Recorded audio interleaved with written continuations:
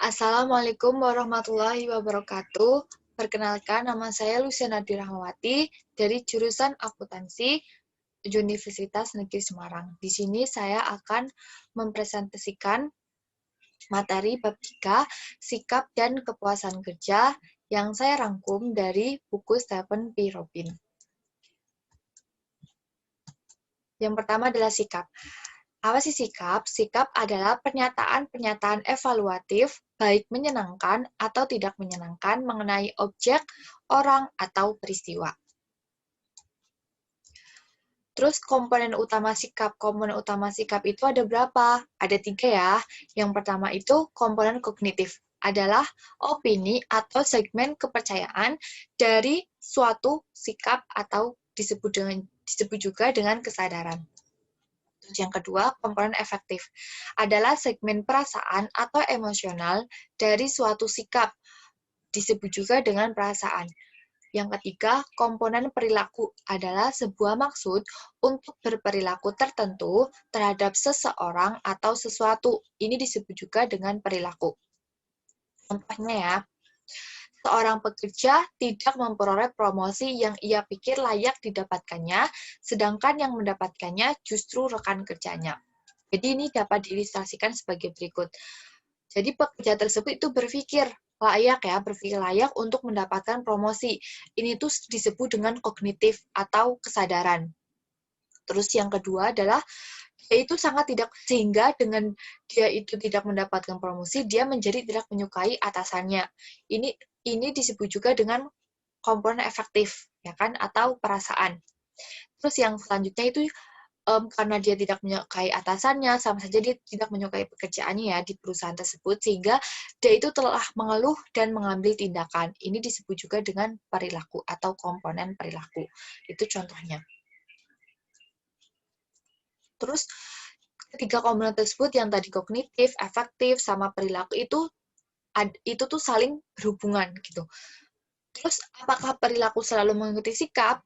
Apakah perilaku selalu mengikuti sikap? Jadi riset awal mengenai sikap mengasumsikan bahwa sikap secara umum berhubungan dengan perilaku, yakni sikap yang dimiliki seseorang menentukan apa yang akan mereka lakukan gitu. Misalnya sikapnya dia itu kayak kepengen makan sesuatu, pengen makan mie, pasti sikapnya juga pasti akan membeli mie, terus nanti dimasak, dimakan, selanjutnya dimakan. Seperti itu. Terus namun, di akhir tahun 1960-an, seorang peneliti, yaitu Leon Festinger, berpendapat bahwa sikap mengikuti perilaku. Contohnya, di sini contoh. Misalnya si A ini secara konsisten berpendapat bahwa mobil-mobil Amerika Serikat tidak lebih baik dari mobil negara lain, sampai ayahnya membelikannya mobil baru yang dibuat di Amerika, dan kemudian dia mengatakan bahwa mobil Amerika Serikat itu selalu baik, gitu. Jadi di sini sikap mengikuti perilaku sikapnya ini dia mengatakan bahwa dia ini mengatakan bahwa mobil Amerika Serikat ini tidak lebih baik ya dari mobil-mobil lain, tapi saat ayahnya itu membelikannya mobil yang dari Amerika, malah dia berperilaku mengatakan bahwa dianya itu tuh mengatakan bahwa si mobil Amerika itu selalu baik gitu. Ini sama aja kayak dianya itu pelin-pelan gitu. Terus selanjutnya, sikap kerja yang utama. Apa aja sih sikap kerja yang utama?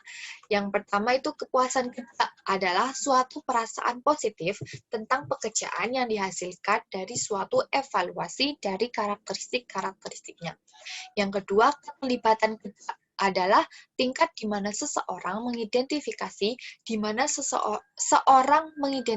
dengan sebuah pekerjaan secara aktif berpartisipasi di dalam dan mempertimbangkan kinerja penting bagi nilai diri. Yang ketiga, komitmen organisasi adalah tingkat mana seorang pekerja mengidentifikasikan sebuah organisasi, tujuan dan harapannya untuk tetap menjadi anggota. Terus sikap kerja yang utama selanjutnya, yaitu dukungan organisasi yang dirasakan, adalah tingkat di mana para pekerja mempercayai organisasi, menilai kontribusinya, dan peduli mengenai kesejahteraan mereka. Yang kelima, keterlibatan pekerja adalah keterlibatan seorang individu kepuasan, dan antusiasme terhadap pekerjaan yang dilakukan. Terus selanjutnya kepuasan kerja. Bagaimana sih cara mengukur kepuasan kerja? Menurut buku Stephen P. Robin ini, ada dua. Yang pertama itu peringkat global tunggal. Adalah sebuah respon atas satu pertanyaan, seperti semua hal dipertimbangkan, seberapa puas Anda dengan pekerjaannya. Mungkin di sini tuh kayak saling curhat gitu mungkin ya. Kayak saling curhat, gimana sih kamu puas atau enggak dalam pekerjaan seperti itu. Terus yang kedua, penjumlahan dari aspek-aspek pekerjaan.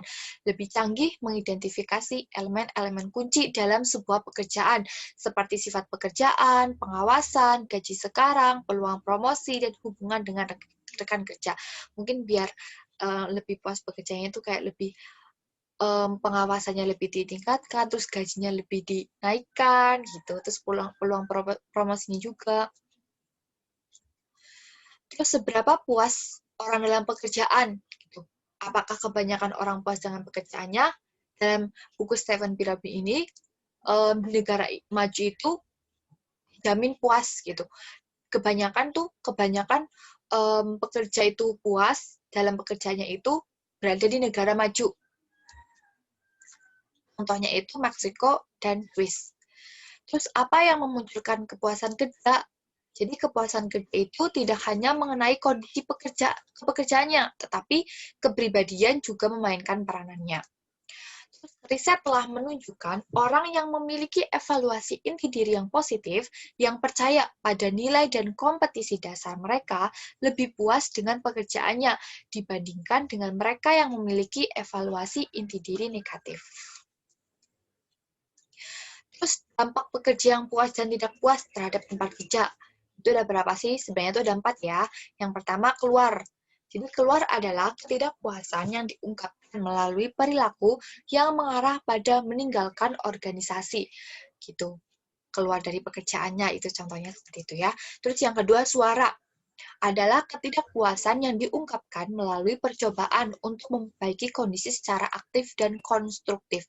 Mungkin di sini kayak mereka tuh berpendapat bahwa mereka itu tidak puas dalam kerja atau mereka tuh tidak memiliki keadilan dalam sebuah pekerjaan, mungkin seperti itu ya. Terus yang ketiga adalah kesetiaan.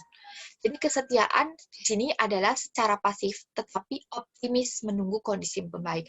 Mungkin kayak seorang pekerja kan tidak puas dalam pekerjaannya, tapi mereka itu tetap setia menunggu apakah nantinya mereka itu akan puas dengan pekerjaannya atau tidak. Seperti itu. Terus yang keempat, pengabaian. Adalah ketidakpuasan yang diungkapkan dengan membiarkan kondisi memburuk. Contoh dari pengabaian di sini mungkin kayak banyak absen, terus bekerja itu tidak maksimal, seperti itu. Terus selanjutnya, hasil dari kepuasan dan ketidakpuasan kerja di tempat kerja. Jadi kayak keterlibatan, mungkin di sini keterlibatan antara kepuasan kerja dan kinerja itu. Jadi di sini studi itu mengatakan bahwa pekerja yang bahagia itu lebih mungkin merupakan pekerja yang produktif. Terus organisasi dengan lebih banyak pekerja yang lebih puas cenderung lebih efektif dibandingkan organisasi yang lebih sedikit. Terus yang kedua, kepuasan kerja dan OCB. Kepuasan kerja itu berkolerasi moderat dengan OCB. OCB itu kewargaan organisasional pekerja atau organisasional citizenship behavior. Yang ketiga, kepuasan kerja dan kepuasan pelanggan. Jadi pekerja yang puas meningkatkan kepuasan dan loyalitas pelanggan. Terus yang keempat, kepuasan kerja dan absen. Bahwa pekerja yang tidak puas itu lebih cenderung meninggalkan kerjaannya atau banyak absen. Sebaliknya, pekerja yang puas memiliki tingkat absen yang rendah. Yang kelima, kepuasan kerja dan perputaran kerja. Yang keenam, kepuasan kerja dan penyimpangan di tempat kerja. Yang ketujuh, manajer sering tidak paham. Mungkin arti kata manajer tidak paham itu seperti ini. Mungkin manajer itu merasa bahwa dalam sebuah perusahaan itu semua pekerjanya itu puas dalam peraturannya, tapi ternyata para pekerjanya itu malah ternyata nggak puas dengan pekerjaannya tersebut. Itu mungkin seperti itu ya. Oke, terima kasih. Sekian presentasi dari saya. Apabila banyak kesalahan, saya mohon maaf. Terima kasih. Wassalamualaikum warahmatullahi wabarakatuh.